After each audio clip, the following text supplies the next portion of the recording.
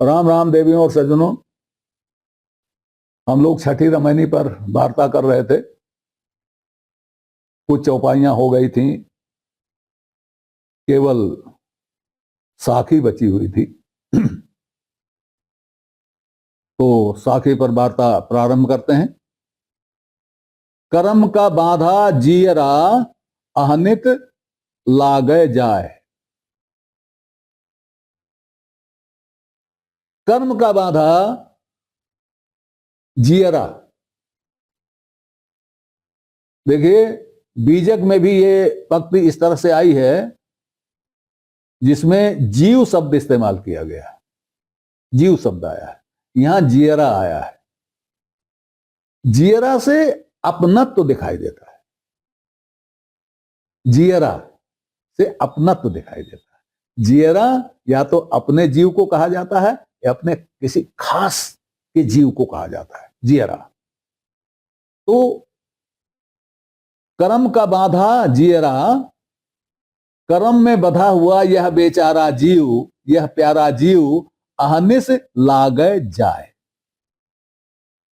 रात दिन इसी में लगा हुआ चला जा रहा है, जाए चला जा रहा है। जियरा में अपनत्व और जाए। कर्म का बांधा जियरा अहनिस लागे जाए। मनसा देही पायकर हर बिसरे तो फिर पीछे पछताए।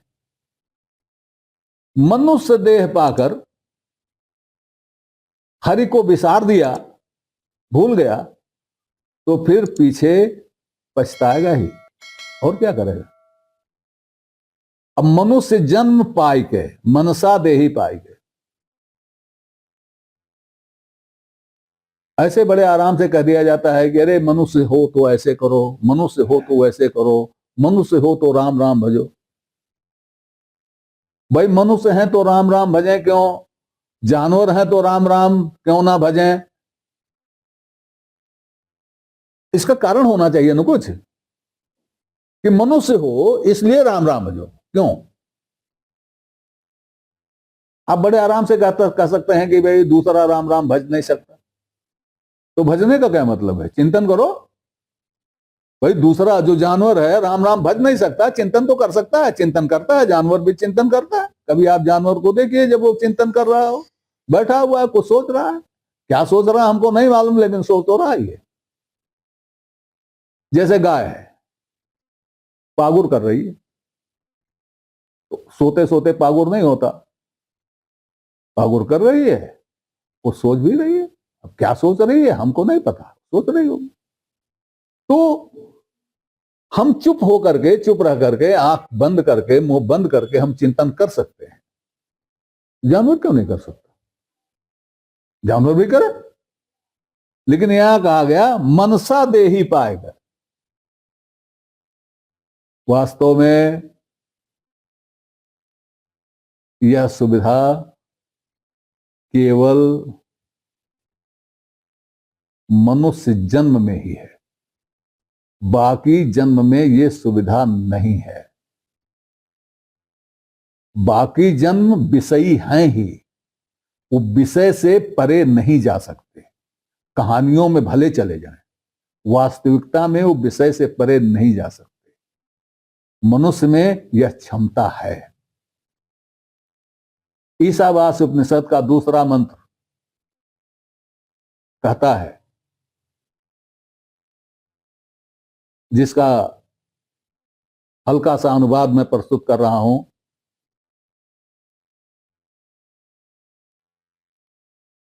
कर्म करते हुए 100 वर्ष जीने की इच्छा करे।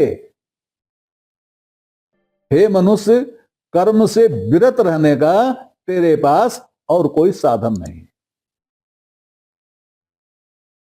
यह मनुष्य का साधन है, मनुष्य का जीवन मनुष्य का साधन है। अब मनुष्य 100 वर्ष जीने की इच्छा करे, अच्छी बात है, और कर्म करते हुए 100 वर्ष जीने की इच्छा करे, बड़ी अच्छी बात है। लेकिन ऋषि कहता है कर्मों से विरत रहने का तेरे पास और कोई साधन नहीं है। तेरी मर्जी, तू 100 वर्ष जिए, तेरी मर्जी, तू कर्म करे, लेकिन इस पर भी सोच ले कि कर्म से विरत रहने का यही साधन है और कोई साधन नहीं है। अगर इस साधन का उपयोग कर्म से विरत करने होने में नहीं किया तो फिर पछताना पड़ेगा। कर्म से विरत होने के लिए भक्ति चाहिए। उसी की बात हो रही, मनसा देही पाएकर हरि बिसरे तो फिर पीछे पछताए। यह सुविधा, यह शक्ति केवल मनुष्य में है कि वह कर्म करे और कर्म से विरत भी रहे।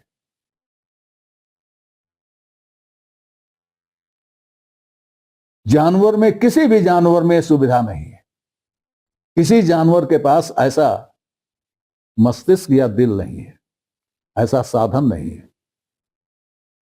कोई बात कही जा रही है, मनसा देही पाएकर हरि बिसरे तो फिर पीछे पछताए। अब इसमें भी आप देखेंगे कि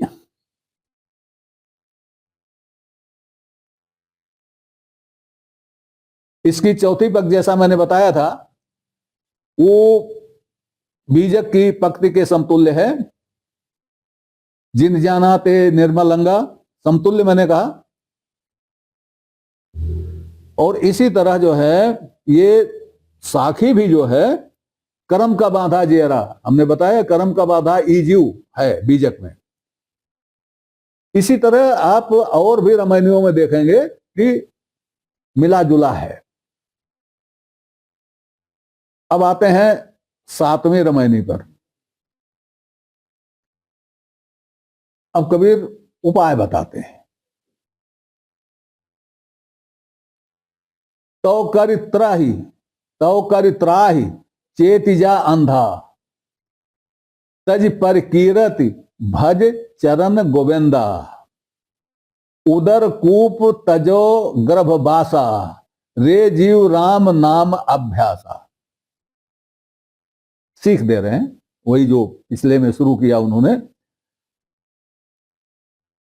हे अंधे, अंधा संबोधित कर रहे हैं, हे अंधे। पिछले महीने में अंधा कहा ना, पिछले महीने में अंधा कहा ना, जानबूझ चेते नहीं अंधा, उसी अंधे से कह रहे हैं। तो कर त्राही चेत जा अंधा, हे अंधे त्राही त्राही करके, शरणागत हो करके चेत जा, चैतन्य हो जा। तज पर कीरत भज चरण गोविंदा। तज पर कीरत, दूसरे की स्तुति करना छोड़कर, दूसरे की का कीर्तन करना छोड़कर, भज चरण गोविंदा, गोविंद के चरणों में भजन करो। अब यहां एक चीज थोड़ी अटपटी लग रही है।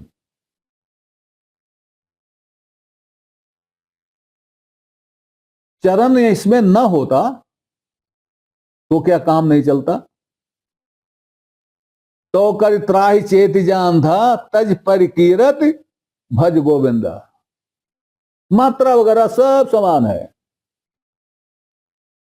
और कबीर के सिद्धांतों के अनुसार भी है। अब इसमें चरण आ गया तो जरा गड़बड़ हो गई, क्योंकि कबीर किसी की चरण वंदना के लिए प्रेरित नहीं करते। कबीर किसी की चरण वंदना के लिए प्रेरित नहीं करते। वो नौधा भक्ति के एकदम से खिलाफ है। उस चरण वंदना नौधा भक्ति में आती है। मैं क्या कहना चाहता हूं शायद आप समझ रहे हो। चरण लाया गया कि है, भगवान जाने, मैं नहीं जानता। मैंने अपनी बात कह दी, बाकी आप विचार करो। अगली लाइन, उदर कूप तजो गर्भवासा। उदर कूप तजो गर्भवासा, गर्भवासा, रे जीव राम नाम अभ्यासा। अर्थ स्पष्ट है। गर्भ में बास, उदर के कुएं में गर्भवास का त्याग हो जाए, ऐसा कुछ करो। मतलब पुनर्जन्म ना हो, ऐसा कुछ करो कि पुनर्जन्म ना हो। रे जीव राम नाम अभ्यास, हे जीव राम नाम का अभ्यास कर, राम नाम का अभ्यास कर। राम नाम रटने की बात नहीं हो रही है, राम नाम का अभ्यास करने की बात हो रही है। और राम नाम का अर्थ वही है जो मैंने पहले कहा, राम है नाम जिसका, उसका अभ्यास करो। जग जीवन जैसे लहरी तरंगा, जग माने संसार में, जग माने संसार और जग माने संसार में। ये महात्मा कबीर का कौशल है। जगी, जग नहीं जगी, जग माने संसार, जग माने संसार में, घर माने घर, घर ही माने घर में। ये कबीर का कौशल है। और जब ऐसी चीजों का अर्थ करते हैं हमारे विद्वान या व्याख्याकार, यही भूल जाते हैं। जग जीवन जैसे लहरी तरंगा, जगत में संसार में जीवन जो है वो जैसे लहर का तरंग है। लहर की तरंग क्या होती है मिट गई, है मिट गई, है मिट गई, ऊपर नीचे ऊपर नीचे। लहरों के बारे में एक चीज आप जानते होंगे, लहरों में गति नहीं होती, गति दिखाई देती है। लहर में गति नहीं होती, वो वहीं ऐसे रहती, ऐसे उठती है ऐसे जाती, ऐसे उठती ऐसे जाती, ऐसे, ये गति होती है। अब ये बढ़ती रहती हवा से, उसकी अपनी कोई गति नहीं होती। तो जग जीवन जैसे लहरी तरंगा, खिन सुख को भूला से बहु संगा। थोड़े से सुख के लिए तू बहुत से सुखों को भूल रहा है। थोड़े सुखों के लिए तू बहुत से सुखों को भूल रहा है। भगत को हीन जीवन कछु नाही, भक्तहीन का जीवन कुछ भी नहीं है। भक्त से जो हीन है उसका जीवन कुछ भी नहीं है। उत्पत्ति प्रलय बहुरी समाही, वह पैदा होता है, वह उत्पत्ति प्रलय में बार बार समाता रहता है। मतलब पैदा होता है मरता रहता है, पैदा होता है मरता रहता है। भगतहीन अस जीवना जन्म मरण बहुकाल।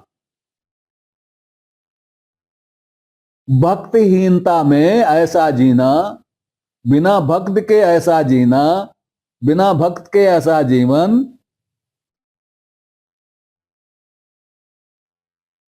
जन्म मरण बहुकाल, यह बहुत समय तक जन्म और मरण का चक्र है।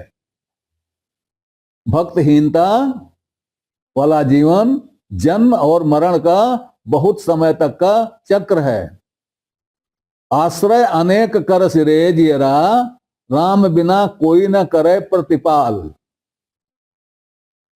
आश्रय अनेक कर सिरे जियरा, हे जियरा तू तमाम सहारे करता है, तू तमाम सहारे करता है। हम लोग तमाम सहारे करते हैं, राम के भी करते हैं, वासुदेव के भी करते हैं, शिव के भी करते हैं, हनुमान के भी करते हैं, महामाया के भी करते हैं, महादेवी के भी करते हैं, दुर्गा के भी करते हैं, काली के भी करते हैं, ब्रह्म बाबा के भी करते हैं, डिवार बाबा के भी करते हैं और नटुआ बाबा के भी करते हैं। ये सब क्या है? हम सहारा लेते हैं। कभी किसी काम के लिए, किसी काम के लिए, किसी काम के लिए हम सहारा लेते हैं। आश्रय अनेक करे श्री जियरा, राम बिना कोई न करे प्रतिपाल। लेकिन राम के बिना तुम्हारा प्रतिपाल कोई नहीं कर सकता। राम के बिना तुम्हारा प्रतिपाल कोई नहीं कर सकता। अब यहां बहुदेववाद का खंडन। एक साखी है महात्मा कबीर की, बड़ा तगड़ा कटाक्ष है। महात्मा कबीर का समय वह समय था जब सती प्रथा थी और सती होने की घटनाएं होती रहती थी। और सती प्रथा को कबीर ने भी महिमा मंडित किया है। सती की तरह से नहीं, वो उनका सती दूसरा है, लेकिन सती का महिमा मंडन है। साखी है उनकी ये जो पंक्ति है, इसमें आश्रय अनेक करस रे जेरा, हमारे आपके लिए है, शिक्षा है। रहियो एक की, तुम तो एक की ही हो, जीव की, आत्मा की या ब्रह्म की। रहियो एक की, भयु अनेक की, और तुमने अनेक आश्रय कर लिए, जैसे मैंने अभी बताया, अनेक आश्रय कर लिए। रहियो एक की, भयु अनेक की, बहुत भतारी, बहुत भरतार कर लिए तुमने। कहें कबीर ककरे संग जरी हो, बहुपुरुषन की नारी।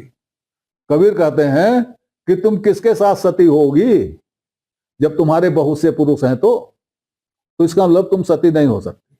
उसी तरह से जिसके तमाम आश्रय हैं उसको कुछ नहीं मिलेगा, मिलेगा उसी को जिसका आश्रय राम नाम है।